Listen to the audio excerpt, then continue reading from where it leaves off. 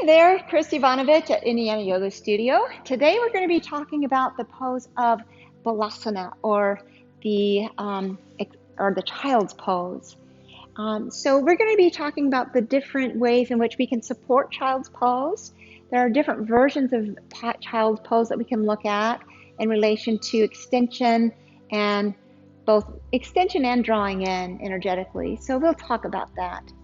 Coming into child's pose is usually that pose that a lot of teachers will recommend students to come into if they ever come into a portion of their practice during their taught class where they feel they need to catch their breath or they don't feel right. They always encourage them to come into their Balasana, or the child's pose. It's a great resting pose.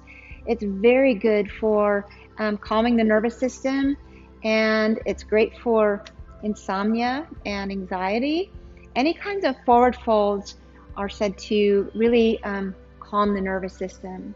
So to come into Balasana can be come into from any way, really, either from down dog or a flat tabletop. Those are usually the two best ways to get into it from. But if you're having a cramp and you need a rest during a class, you may see people go straight from Warrior 2 and just gently bring themselves down to Balasana, and that's okay.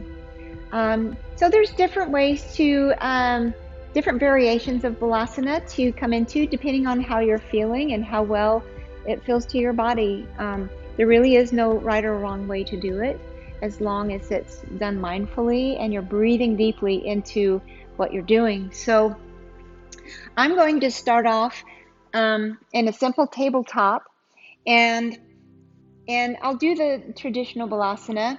So on an exhale, I just drop the tailbone down to the heels, draw the palms facing up by either side of my ankles, and I just drop the crown of my head on the mat. And this is the traditional way to come into Balasana. This might not be comfortable for some people. So for some people, they may prefer to use a block for their head. And then to get a different effect in this, you can also come into extended Balasana, where the arms are outstretched forward. And then to go still a little yet deeper into the lower back of the lumbar, you can kind of slide the knees out to the sides so that the torso goes down a little bit deeper in between the thighs, giving you a nice opening in that lumbar region. So you can place the forehead on the mat. And then you can even place a bolster in between your thighs. This is done in a lot of restorative classes where you can inhale the student up, that spine gets nice and extended, and then exhale, walk the hands forward and place either cheek onto the bolster. I'll usually have people place their cheek on the bolster. They're more than welcome to place their forehead or their chin. And then if they do have one cheek on the bolster, I'll encourage them to see how it feels to place the other cheek on the bolster so too much tension doesn't accumulate on that one side. And to come up, of course, just press your palms into the mat. Inhale, walk the palms back and lift back up. So I think that's it for Balasana. There are several ways in which you can make your ankles more comfortable. If you have ankle or knee issues, this is going to be very difficult to come into. So in that case, if your students or if yourself do have ankle issues, you can always place a blanket underneath your ankles for a little bit more support. And go with the knees. So rolling the blanket and placing them behind the knees before coming down can take some pressure away from the knees, and then they can come into their Balasana from there.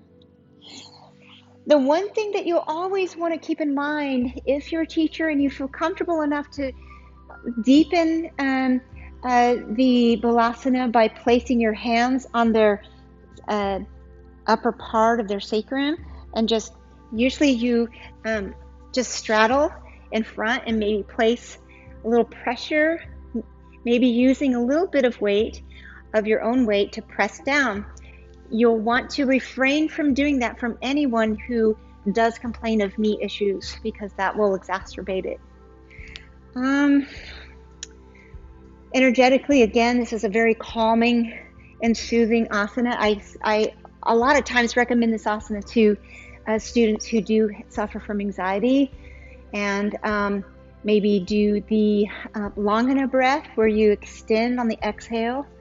And this has historically been helpful for a lot of my students. So I hope this was helpful for you today. If you have any questions or comments, leave them in the comments below.